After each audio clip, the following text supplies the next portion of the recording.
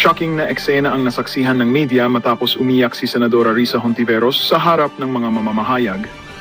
Umani ng matinding atensyon ang kanyang emosyonal na pahayag matapos siyang tawaging duwag sa pagtutol sa panukala ni Senador Ronald Bato de la Rosa. Sa gitna ng lahat, nadamay pa si Pangulong Ferdinand Bongbong Marcos Jr. na sinupalpal umano sa issue.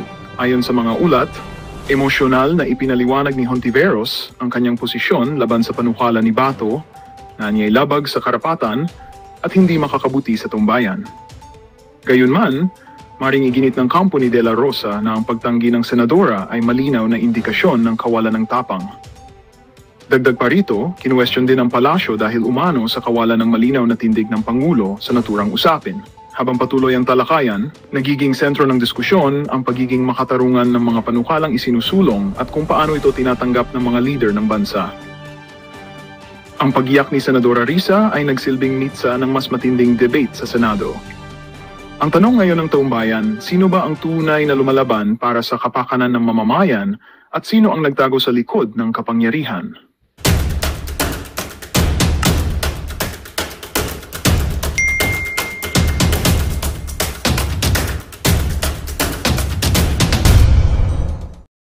Nananalo sa politiko? Ang sinabi ni Senator Bato de la Rosa, yung plunder, meron bang nagnakaw ng 50 million pesos tapos tatawagin natin siyang poor? Senator Risa naman, huwag mo kaming bulahin. Masyado ko kayo napaghahalata. Bakit? Takot ho ba kayo sa parusang bitay sa mga kurakot? Kurakot ho ba kayo, Senator Risa? Pambihira ka, oo. Tuloy. Hindi siya deterrent sa heinous crimes. Bakit? Ang totoong deterrent, ang totoong katatakutan ng isang gumagawa o nag-iisip ng krimen ay yung kasiguruhan na maaaresto siya, mapoprosecute siya, at kung mapatunayan guilty siya, mapaparusahan. Yun, ang parusa ho, sa korte, tapos pupunta ho yan sa Court of Appeals, tapos pupunta yan sa kung anong korte man yan, hanggang po umabot ng Korte Suprema, tapos maaabsuelto sila. Ganon yun. Senator Risa, ang mga palusot nyo na yan na anti-poor. Anti-poor, 50 million, ay anti-poor? O hindi, babaan natin kasi 50 million, masyado ng maraming nanakaw yan eh. Diba, yung tipong 50,000 lang, plunder na kagad, parusang bitay na. Tsaka yung sinasabi mo na yung parusang bitay hindi epektibo. Bakit ginagawa na Singapore? Bakit ginagawa ng ibang mga bansa? At dito, hindi plunder yung ginugurgur nila. Ginugurgur nila yung mga nagpapasok ng illegal na droga sa bansa nila. Bakit yon? Bakit ang Pilipino ayaw nilang pumasok diyan sa mga bansa na yan na meron daladalang kargamento? Bakit? Kasi alam nila magugurgur sila. Ganun ho yun, Senator Risa. Ngayon, tanungin ho natin ang ating mga kababayan dito sa PH Update. Sang-ayon ho ba kayo sa panukala nitong si Senator Bato de la Rosa na patawan ng parusang bitay yung mga magnanakaw na politiko? Marami ka bang kaibigan na magnanakaw, Senator Risa? Kaya ayaw mo ng panukala ni Senator Bato de la Rosa? Ang kapal ng mukha mo, madam. Dito pa nga sa mga flood control projects, dito pa nga sa infra-corruption, ang tagal-tagal nang walang nananagot, di ba? Oh. Kasi walang nananagot. Una sa lahat, pinahintulutan na sistema na walang mananagot. Kaya nga ang ating dito dapat palitan natin na sistema. Diba? Bakit walang nananagot? Kasi mga politiko alam nila na makakalusot sila. Alam nila may kasabwat sila. Paano sila mananagot? In the first place, kailangan pa ba may panagutin? Yun ang tanong doon, kailangan ba meron pang managot? Dapat una pa lang, dapat hindi na mangyari ang pagnanakaw na yan. Kung alam nila na mayroong parusang bitay na naghihintay sa kanila, ito naman si Senator Risa Hontiveros. Akala ko kasi itong ali na to, pagka binuka niya bunganga niya, siya na lang nakakaintindi sa mga rason. Siya na lang mahusay. Kasing inaaresto, pinoprosecute, pinarurusahan kung ma-find na guilty. Doon tayo magseryoso. Hindi, kasi ang may panukala si Senator Bato. Pero kung ang may panukala niyan, yung mga kaalyado nyo, pabor na pabor kayo dyan. Pero dahil ang idea galing kay Senator Bato de la Rosa, kailangan kontrahin yan. Tama, mali? Yun. Senator Risa Hontiveros, tigilan nyo nga ho yan. Masyado ko yung napaghahalata. Dalawang bagay lang yan. Meron ho ba kayong kaibigang mga kurakot sa pamahalaan o talagang kesyo hindi gumagana yang death penalty na yan. Pero tayo tatanungin dito mga kababayan, hindi lang ho siya corrupt na mga pati sa illegal na droga. Isali na 'yan. Yung mga nagpapasok ng illegal na droga sa Pilipinas, yung mga kartel, yung mga sindikato, isama ho lahat 'yan. Basta pagka ikaw nahuli ka, kasi iniisip po nila dito, wala kasing bitay. 'Di ba? Pag nagpasok ka ng kargamento, kung ano mang ginawa mo sa Pilipinas, okay lang, makukulong lang naman ako, tapos papa-amnesty na lang ako. O magpapakabait na lang ako sa looban. Importante, buhay ako kung sakaling mahuli ako. Yun lang naman yun mga kababayan eh. Yun lang naman kaya lang naman napakaraming kurakot sa ating pamahalaan eh. Dahil dyan sa ano na yan eh, dyan sa sistema na alam naman nila na malulusutan nila. Basta may pera ka at may impluwensya ka, sigurado lusot ka. Tingnan nyo ho yung Napoles. 'Di ba? Wag nyo naman nung sabihin na yung ibang mga senador na ano dyan. Sige, pagpalagay natin yung iba inosente. Anak ng tokwa, para masali ka sa listahan ni Napoles, hindi naman basta-basta ika nga mapapasali ka dyan na wala kang ginawang kabalbalan. Ngayon kung napasali ka, tapos olo pa siya din, nakulong ka, tapos nakalaya ka, dapat magtanong-tanong na ho tayo. Diba? Ano ho ba ang naging dulo niyan kung bakit nangyari yung issue na yan kay Napoles? Kasi alam naman nila na hindi sila magugurgur. Tapos alam nila na medyo hintay lang sila ng konti, makakalaya at makakalaya sila. Pero ang ating sigurado dito, yung panukala ni Senator Bato de la Rosa na ligwakin, gurgurin yung mga magnanakaw na opisyal ng pamahalaan, yun talaga ang pinaka-the best na approach yan. Kapag tuloy-tuloy natin ginawa yun, whether contractor yan, DPWH person yan, o legislator yan ang magiging epektibo. Ang bobo mo, madam. Ako, madalang lang ako magsalita ng masalamang salita rito, Risa. Ang bobo nyo ho. Alam ko namang walang bobong tao. Lahat tayo may kanya-kanya tayong galing at katalinuhan sa iba't ibang aspeto ng buhay. Hindi ka nga pagka sa isang bagay, ganito ka, ganyan ka. Pero dyan sa trabaho nyo, pagiging mambabatas, napaka-bobo nyo ho. Tapos kayo ang magiging standard bearer ng mga pinklawan at dilawan sa 2028. Good luck na lang sa inyo. Presidente nyo, sabaw-sabaw ang utak. Deterrent sa plunder na yan. At hindi yung... Sakit ng ulo ko. Real to, kahit ng biro. Masakit ang ulo ko ngayon eh. Hindi ko alam bakit. Nakita ko lang pagmumukha ni Risa, sumakit ang ulo ko. Death penalty. Ayun na nga mga kababayan, lipat po tayo dito kay Bangag. Anak ng Toka. Ito si Bangag oh. Ano na naman ba itong kabalbalan na interview na to, Marcos Jr.? Pakinggan nga natin. Teary-eyed. I'm sorry? You're teary-eyed? Are you teary-eyed? Yes, because I'm very upset. Very upset. Paul Brat. I'm very upset. Upset ako, presidente ako. Kasi weak ako, kaya upset ako. Sarap mong ibalik sa mattress ni Imelda, anak ng Tokwa. Presidente ka, tapos because you're very upset, ano gagawin mo? No, because I see people having a hard time. Kaulo. And Parang ba't ka umiiyak? Hindi namin kailangan ng presidenteng iyakin. Sarap mong ibalik sa mattress ni Imelda. Ang Tokwa. Why teary-eye? Because I'm very upset. Upset ka, iyak ka? Ang Tokwa. Kung upset ka, manibak ka. Ika nga, salansanin mo yung mga dapat salansanin. Hindi yung iiyak ka. Ako nanay mo, ako si Imelda, iuumpog ko sa iyo yung mic na yan. Visit ka, hawak mo kung ako si Imelda, hindi naman ako si Imelda. Iuumpog ko siya sa mic na yan. Kung ako tatay nito, halimbawa, hindi, ako na lang si Marcos Sr. Tapos, buhay pa ako. Anong upset? Hawak mo ang pinakamataas na pwesto sa pamahalaan. Hawak mo DOJ. Hawak mo NBI. Hawak mo lahat, tapos upset ka? And they don't deserve it. Mabuti ba kung masamang tao yan? Dapat parusahan. Hindi naman eh. Walang ginawa yan kundi magtrabaho. Kasi nga weak leader ka.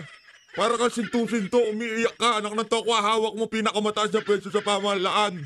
Nagagarabyado ang mga Pilipino. Ano gagawin mo? Iiyak ka. Laki mong tanga. Buwisit na yan. Kakagigil ka. Iiyak-iyak ka. Ano magagawa ng mga crocodile tears mo? Kundi mahalin ang pamilya. Mahalin ang pamilya. Ba't mo paparusahan? Ba't mo paparusahan? Pinagmalaki po mo pa nga yung 5,500 flood control tapos paparusahan? Langya ka. Sinuloko mo na naman kami. Sabay-sabay tayong babakon muli. Magkaisa.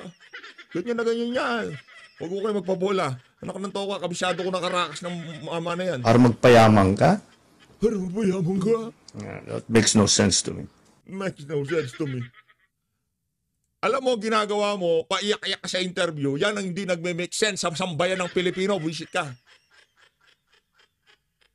Hindi nagme-make sense sa amin yan. Kung ako si Marcos Sr., nakita ko ganito yung pinalaki ko. Anak ng tokwa, yung mic na yan, isusungal-ngal ko sa bibig mo yan. Mag-resign ka na, buisit ka. Ibigay mo na yung pesto na yan kung kanino mo pwedeng ibigay. Iiyak-iyak ka sa interview? Bakit? Dahil lumubog ang Pilipino? Sino bang may hawak sa executive?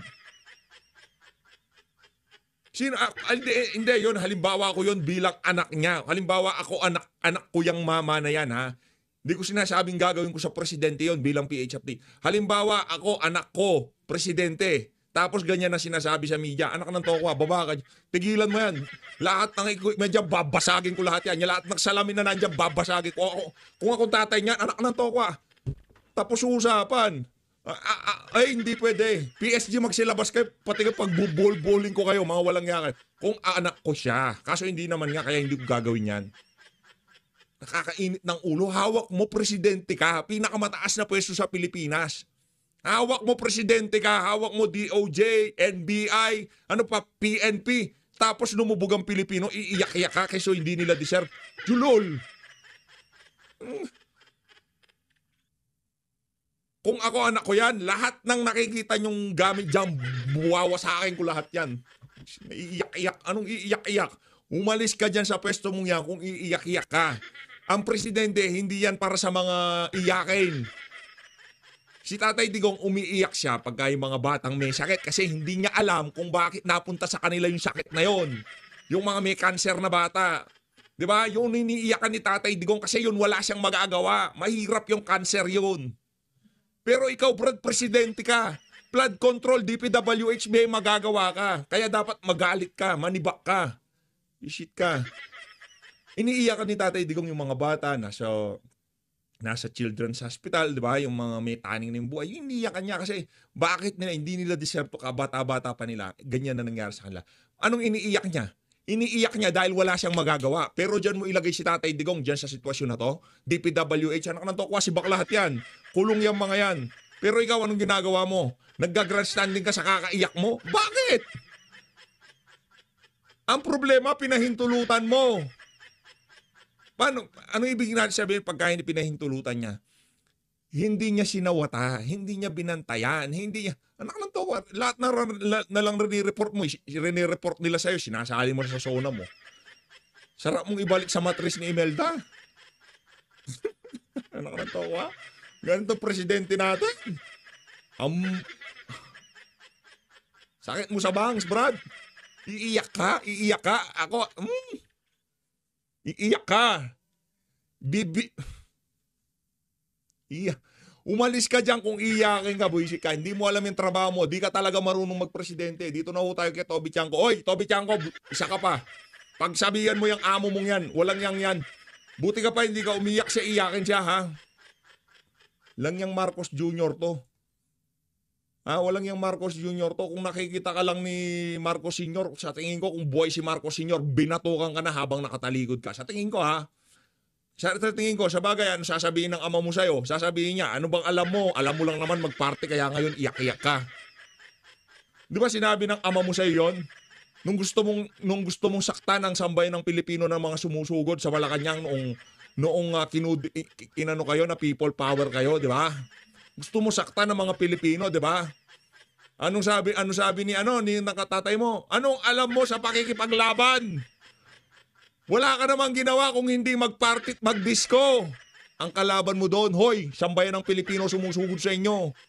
Kaya tayo mga kababayan, naniniwala tayo dun sa nabalitaan natin na itong pamilya na to, wala hong ninasang mabuti sa Pilipino to. Galit ho sa Pilipino to dun sa ginawa ng sambayan ng Pilipino noong 1987 sa kanila, noong 1988. nung pinipol power ho sila. Kaya ngayon, lahat ng pagka-close door, nagpapalakpakan yung mga yan. Ayan, yan mga nakalubog na yan, sila. Sila yung mga nag-people's power sa atin noong 1988.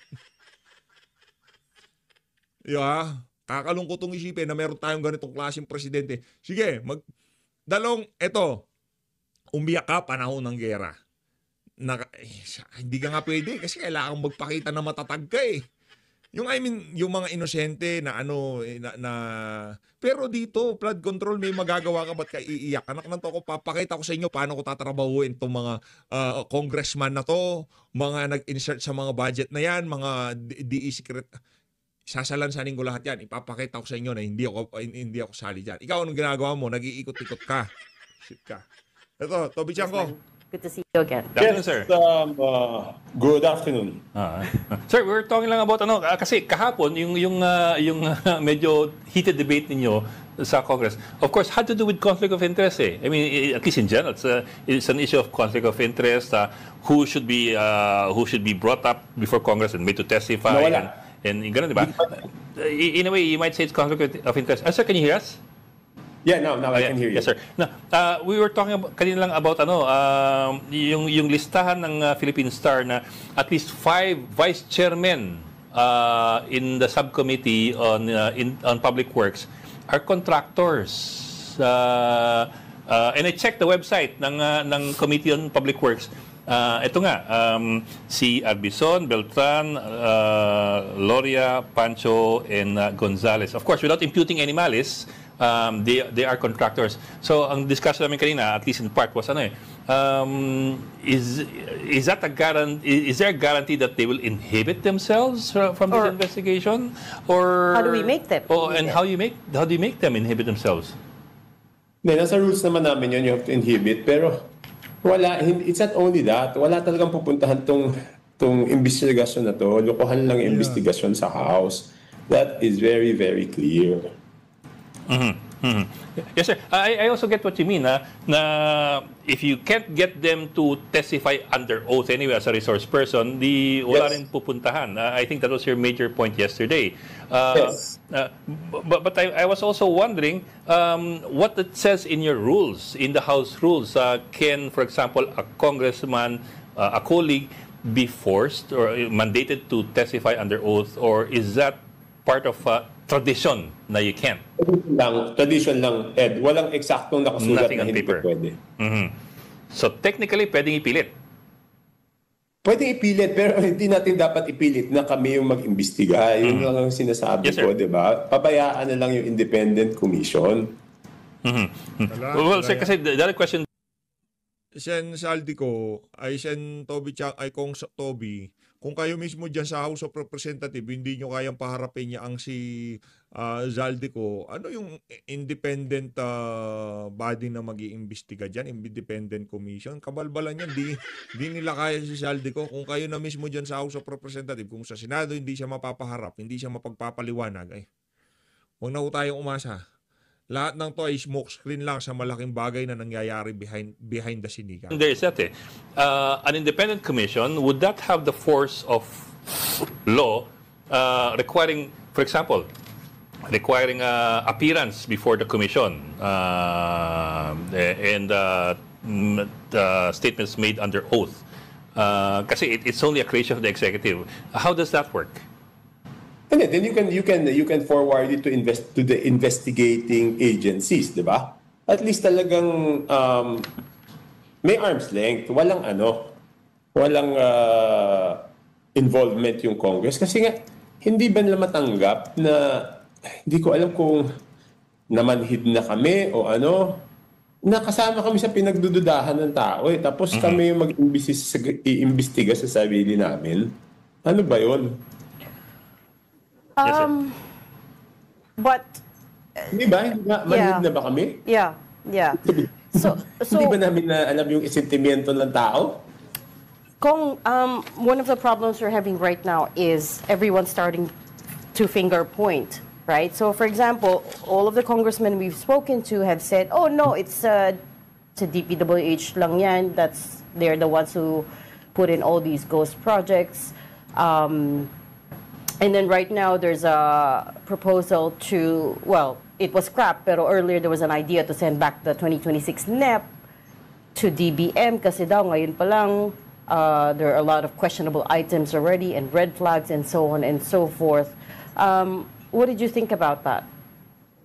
Okay, number one, I mean, it's so obvious. It's part of the plan to change the narrative. Kasi, di ba, noong SONA, ang sabi ng presidente, mahiya kayo, ibig sabihin referring to us. So they're doing everything. Hindi naman tayo pinanganak lang kahapon. Alam naman natin, ginagawa ang lahat para mailayo sa Kongreso yung issue. Di ba? Kaya kung sino-sino yung itinuturo nila na sinong may kasalanan. Ang very simple dito is sabihin lang, o doon lang sa DPWH. Di ba doon sa pinakita ni Mayor Magalong, pinakita naman niya, totoong meron yung contractor, totoong sinabi niya na meron yung contractor, nakita, sinabi niya, supposed to be may SOP sa DPWH, at supposed to be may 20% sa Committee on Appropriations. Ito is logical na kung sino may pinakamalaking nakuha, yun ang una mong gustong tukuyin. Balik na rin natin yung sitwasyon. Kung sinabi nila na yung DPWH lang, for example, ang pinakamalaking nakuha, I'm sure, talagang bubugbugin nila yung DPWH. Pero nung sinabi ni Mayor Magalong na 20% ay doon sa Committee on Appropriations, wala, ayaw nilang patawag si Mayor Magalong. Tsaka it's so ironic, di ba? Sila yung naghamon, o pumunta ka dito. Dito mo sabihin. O nung nagsabi naman yung tao, hindi, tsaka na. Bakit ganon? Tinawag pa nga ni Mayor Magalong, I mean, I'll just rephrase it, may ginamit siyang term, sinabi niya, lokohan, di ba? Dati, ang tatapang nila. Pag tinawag mo lokohan ng TRICOM, bukas papatawag ka na, papakontempt ka. Di ba? Papasorry ka. Pipilitin kang mag-sorry ni Benny Abante, di ba? Tama yun, di ba? Ganun ang trip nila dyan eh. Pagka medyo nagsalita ka ng masama sa committee, papatawag ka. Ngayon, pagka hindi ka nanghingi ng paumanis sa committee, yun, wala na. Hindi na gamitin yung tapang ngayon. Sir, the other, Ami Pamindon is already, I think. Ami, are you there? Nakikinig muna ako sa inyo, na-late ako. Pasingit lang ng sir. You also mentioned na merong 13 billion plus na allocation particularly for Zaldico, tapos meron pang additional 2 plus or 2.2 plus for his party list and another 2 billion. Magandang balita ang hatid namin sa inyo ngayong araw. Sa pagtatapos ng aming balitaan, nagbigay kami ng mga mahalagang impormasyon. Maraming salamat sa pagtutok at pagsuporta sa aming programa. Huwag kalimutang manatili sa mga susunod na araw para sa mga bagong balita at mga kwento na dapat nating abangan. Mula sa Boses ng Masa, magandang araw, Pilipinas!